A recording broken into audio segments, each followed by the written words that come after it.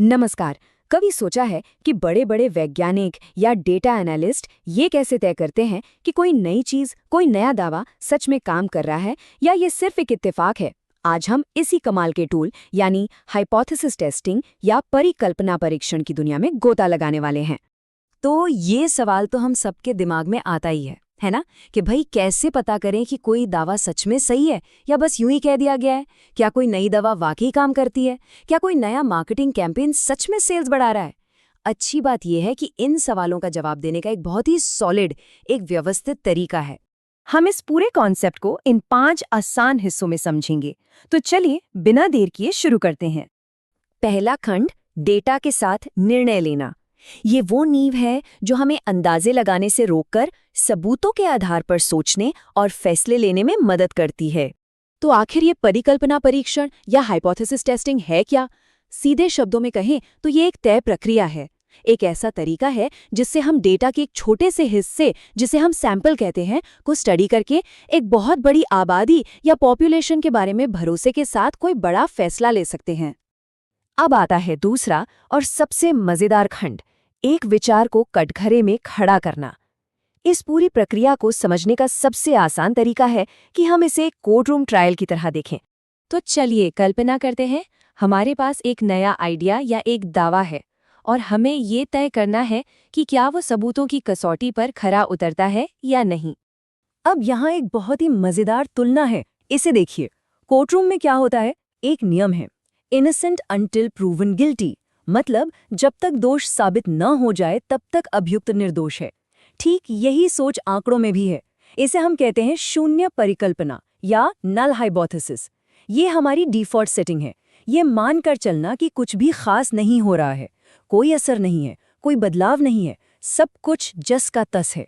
और इस शून्य परिकल्पना के सामने खड़ा होता है हमारा नया दावा, जिसे हम कहते हैं वैकल्पिक परिकल्पना या ऑल्टरनेटिव हाइपोथेसिस। ये हमारे मुकदमे में सरकारी वकील की तरह है, जो कह रहा है, नहीं हुजूर, यहाँ कुछ तो है, एक असर है, एक अंतर है जिसे हम नज़रअंदाज नहीं कर सकते, और इसी दावे को हमें साबित करना है। तीसरा खंड, सबूत के नियम। भाई, हर मुकदमे की तरह यहाँ भी कुछ नियम और कानून हैं। हम सिर्फ अपनी भावनाओं के आधार पर फैसला नहीं सुना सकते। हमें मजबूत सबूत चाहिए और उन सबूतों को तौलने का एक पक्का तरीका भी चाहिए। ये है हमारे स्टैटिस्टिकल ट्रायल की पूरी कार्रवाई। सबसे पहले हम दोनों पक्ष यानी शून्य और वैकल्पिक परिकल्पना को सामने रखते हैं। फिर हम सबूत के लिए एक स्टैंडर्ड सेट करते हैं, डेटा के लिए सही टेस्ट चुनते हैं और फिर सबूतों की गिनती पड़ती करते हैं। हम अभी हर एक स्टेप की गहराई में तो नहीं जाएंगे, लेकिन कुछ सबसे ज़रूरी हिस्सों को ज़रूर समझेंगे। सार्थकता स्तर यानी अल्फा, ये बहुत ज़रूरी है। इसे ऐसे समझिए कि ये सबूत की वो लकीर है जिसे हमें पार करना ही होगा। मतलब हम कितनी गलती करने का जोखिम उठाने को तैयार हैं। आमतौर पर इसे 0.05 रखा जाता है, जिसका मतलब है कि हम 5% का रिस्क लेने को तैयार हैं कि हम एक निर्दोष को दोषी ठहरा दें, यानी एक सही पुरानी धारणा को गलती से खारिज कर दें। और अब आता है हमारे केस का सबसे बड़ा सबूत, पी वैल्यू। इसे एक तरह का सरप्राइज इंडेक्स मानिए। ये हमें बताता है कि अगर पुरानी बातें सच होती, यानी शून्य परिकल्पना सच है, तो हमारे हाथ जो सबूत लगे हैं वो कितने चौंकाने वाले हैं। पी वैल्यू जितना छोटा होगा, हमारा सरप्राइज उतना ही बड़ा होगा। और इसका मतलब ये है कि हमारी पुरानी धारणा शायद गलत थी। तो अब सबसे बड़ा सवाल यही है, क्या हमारा सबूत यानी हमारा पी वैल्यू इतना मजबूत है कि हम पुरानी धारणा को खारिज कर सकें और नए दावे को मान सकें? और अब है फैसले की घड़ी। देखिए, नियम बहुत सीधा है। हम अपने सबूत यानी पी वैल्यू की तुलना अपने तय किए स्टैंडर्ड यानी अल्फा से करते हैं। अगर पी वैल्यू अल्फा से छोटा है तो मतलब सबूत बहुत मजबूत है, हम पुरानी धारणा को खारिज कर देते हैं, हमारे मुकदमे का फैसला दोषी। और अगर पी वैल्यू बड़ा है तो मतलब सबूत कमजोर है, हम पुरानी धारणा को खारिज नहीं कर पाते, फैसला दोषी नहीं। चौथा खंड, फैसला और उसकी खामियां। जी हाँ, जैसे असली कोर्ट में गलतियां हो सकती हैं, वैसे ही आंकड़ों की अदालत में भी हो सकती हैं, और इन्हें समझना बहुत बहुत जरूरी है।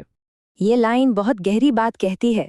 जब हम कहते हैं कि हम शून्य परिकल्पना को खारिज करने में विफल रहे, तो इसका मतलब ये बिल्कुल नहीं है कि वो सच है। इसका मतलब बस इतना है कि हमारे पास उसे गलत साबित करने के लिए उतने मजबूत सबूत नहीं थे। इस स्लाइड पर ध्यान दीजिए, ये दो तरह की गलतियों को बहुत साफ तरीके से दिखा रही है। पहली है टाइप 1 एरर, यानी एक बेगुनाह को सजा दे देना। आंकड़ों की दुनिया में इसका मतलब है एक सही शून्य परिकल्पना को खारिज कर देना। और दूसरी है टाइप 2 एरर, जहां एक दोषी को जाने दिया जाता है। मतलब एक गलत शून्य परिकल्पना को खारिज करने के लिए हमारे पास पर्याप्त सबूत ही नहीं थे। और अब हमारा आखिरी खंड, डेटा से निर्णय तक। चलिए अब देखते हैं कि ये सारी थ्योरी असल जिंदगी में कहाँ और कैसे काम आती है। एक बिल्कुल सीधा साधा उदाहरण लेते हैं। मान लीजिए एक कंपनी कहती है कि हमारे यहाँ एवरेज सैलरी 50,000 है। तो हमारी शून्य परिकल्पना यानी डिफ़ॉल्ट धारणा यही होगी कि हाँ, औसत वेतन 50,000 है, और हमारी वैकल्पिक परिकल्पना ये होगी कि नहीं, औसत वेतन 50,000 नहीं है। अब हम कुछ कर्मचारियों की सैलरी का सैंपल लेंगे, अपना स्टैटिस्टिकल टेस्ट चलाएंगे और देखेंगे कि क्या सबूत इतने मजबूत हैं कि कंपनी के दावे को गलत साबित कर सकें। सच कहूं तो इसका इस्तेमाल हर जगह होता है।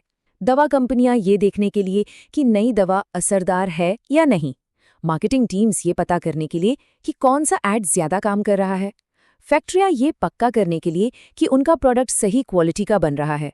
असल में ये डेटा के आधार पर सही फैसले लेने की रीढ़ की हड्डी है। तो अब जब ये पूरा ढांचा समझ आ गया है, तो एक बात सोचते हैं, हमारे आसपास हमारी रोजमर्रा की जिंदगी में ऐसी कौन सी धारणा या विश्वास है जिसे इस सांख्यिकीय मुकदमे की कसौटी पर परखा जा सकता है? ये सोचने के लिए एक मजेदार सवाल है, नहीं?